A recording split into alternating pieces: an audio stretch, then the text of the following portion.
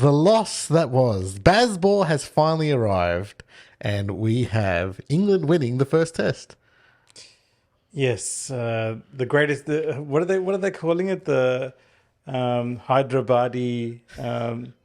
What is it? Something I can't remember. Sorry, but it's like, yeah, I don't know how they've managed to come back and win. Via Bazball. So well, that's the thing, right? Like, and like I saw Hyderabadi heist, the Hyderabadi heist, the heist of Hyderabad. Yes. England have done it with Bazball, and we've been saying Bazball on this podcast for a while now, and the media's made up this term. Well, I saw Ben Stokes just before the match sort of say, he doesn't really like the term Bazball. He just likes to call it positive English cricket, which is not as catchy as Bazball. So we're going to keep on calling it Bazball, But India, what went wrong? Every time I come on this podcast, it feels like I'm trying to analyze what's gone wrong. And well, I mean, another loss and another, I guess, collapse. And we've been outplayed again by a foreign team in our own home soil. Well, I mean, it wasn't like that. It wasn't expected, right? Because we were batting last on that pitch. Yeah, that's right. So it was partially expected. Yeah. But when I was watching it, I knew like fourth innings, India's going to collapse. Like there's no backbone Really? in the team. Yeah, I just felt like because we all know because Virat Kohli is not there. That's a big blow. A big chunk taking it out of the middle order there. Just before, and we sometimes that's how things work. We'd record an episode, next day there's news that comes out, and it was that Virat Kohli was taking us some personal time, and unfortunately he won't be there for the next test either. Yeah, so the first two test matches, and look, I really don't like to pry into cricketers' personal lives and what they've got going on, but hopefully it's okay with him. There's, he's a legend of Indian cricket, and he can take as much time as he needs, as far as I'm concerned. Do you think it could be related to Ishan Kishan not being selected? No, I'm not going to speculate, and because the BCCI told me not to speculate. Okay. They told me specifically not to speculate on it, so I won't. But yeah, I mean, without him, then like I was on social media just saying like, where the hell is Sarfaraz Khan in this? And the dude's averaging nearly 70, and he didn't get picked. And I think Rajat Patidar got picked as part of the team. Son averages 45. So, I mean, Sarfaraz is averaging 70, and I think recently, over the weekend, also got 160 against England Lions. So he's definitely making a case. And look, I've read the comments. I've read the TikTok comments, the YouTube comments, that there is this attitude that Sarfaraz Khan has that is sort of holding him back from getting picked.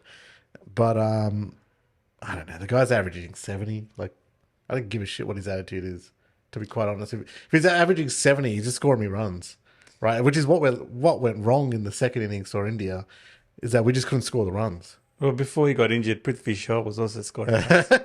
But I think there's a lot of other issues they look at. There must be some things happening behind the scenes, that we're not privy to. That a lot of the public's probably that he didn't even get selected into the squad, which is a bit strange. But hopefully he gets a look in at some point, because I think he did debut a while back before in one day or T20 in the Indian team. No, he didn't. No. It must have been India A possibly. But he didn't do anything exciting at that time. Now he's obviously matured and he's playing a lot better. And I see him more of a test batsman as well. He's not really, he's like limited overs. I don't think he's performed.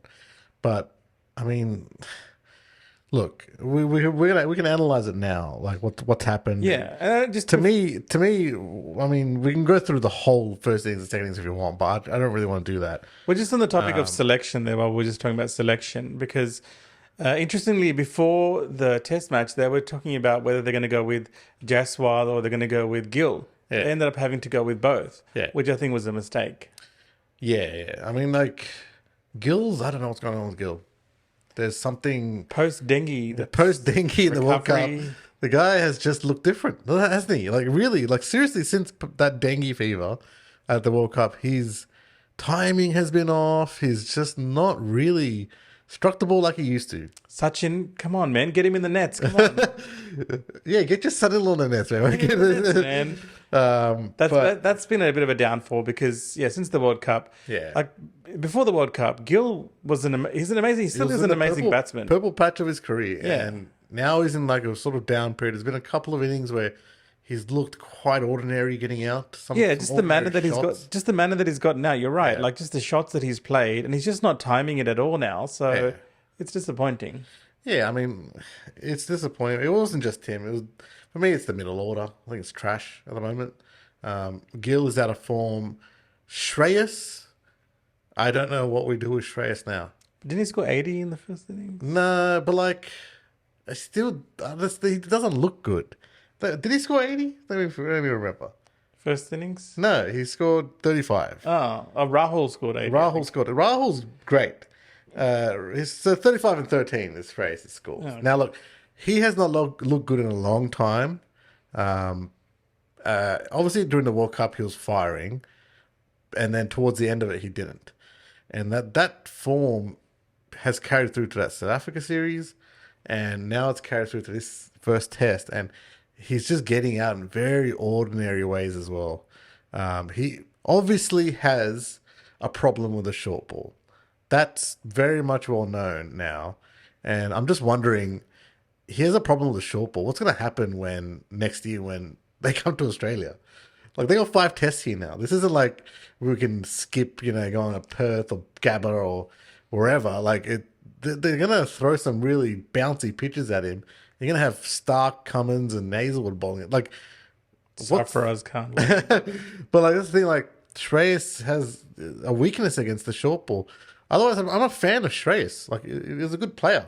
Solid player, but, like, he does have a problem against that short ball. And, like, he's got to work out that, the problem in it with some proper training, I think. Like, going back to the nets and really figuring out what the actual issue is there.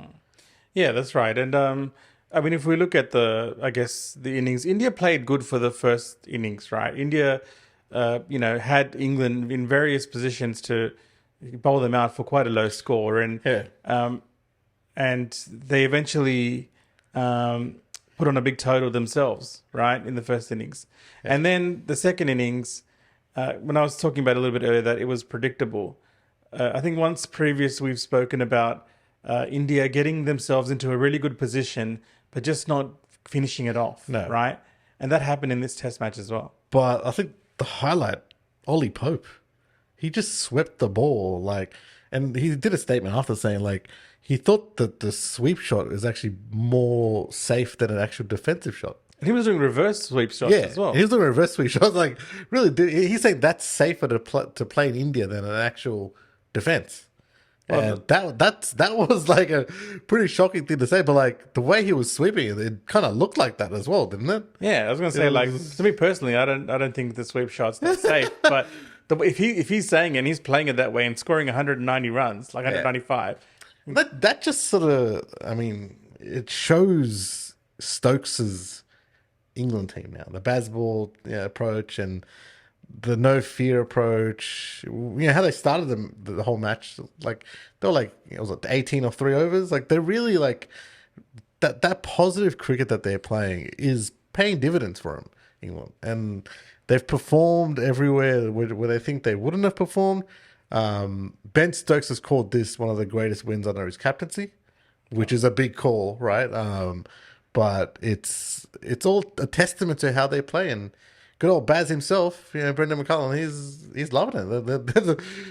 Well, like we said, I think in the preview as well, we spoke about, England have a really good lineup on paper. Yeah. And they just didn't need to perform. In the World Cup, they didn't perform, right? No. Really good lineup. And we said it would be tough if the players started performing. We saw Johnny Bairstow perform. He stuck in there in the middle when he needed to, right? Yeah. We saw the spin bowlers come through. We saw Joe Root given the ball again, and he bowled really well. He opened the bowling, I think, in the Joe Root was very good. Joe Root's got a very good average in India. It's early 20s, 21, 22 or something. Yeah.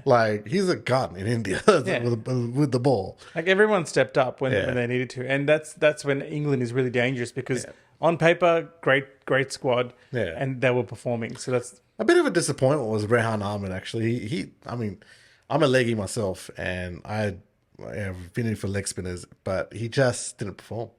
I think it's a bit tough when you've got the two other bowlers who are taking the wickets. Yeah.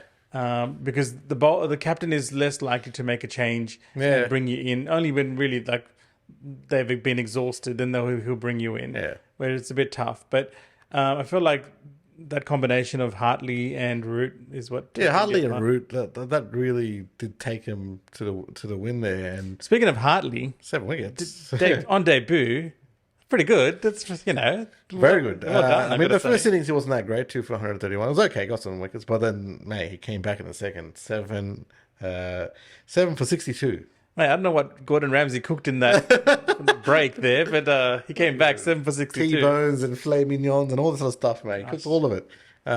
Beef Wellingtons and all that shit. But he just we just didn't have an answer for Tom Hartley. It's just that was at the end of the day we collapsed and we didn't have an answer. No one stayed in there. Obviously towards the end there was a little bit of a fight with Ashwin and Bharat, but this should have been taken care of by a middle order. Yeah, and it looked. I mean, we lost by 28 runs at the end? At the end of the day, it's 28 runs.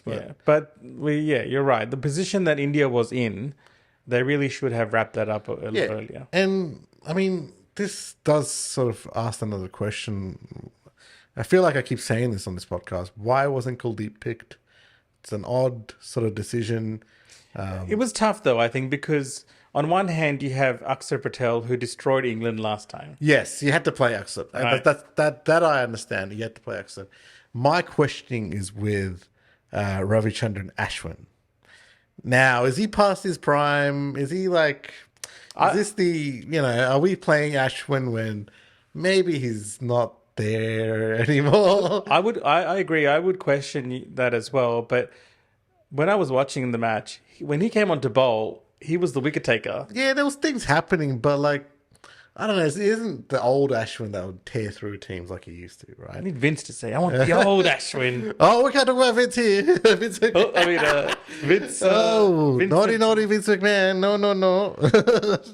Yeah, you're right. The Ashwin, is a different bowler now than he was back then. But yeah, I mean, I don't know. I think to me, Kuldeep is if you're going for a frontline spinner, right? And they could only play the one frontline spinner and the 2 all-round spinners, so they'd have to either replace Ashwin or, in my opinion, replace Siraj, who's completely out of form. That's what I was going to ask you. Do you think India should have gone with 3 specialist spinners instead of? I think for that pitch we probably should have. Yeah, instead of 2 fast bowlers. It's Siraj though.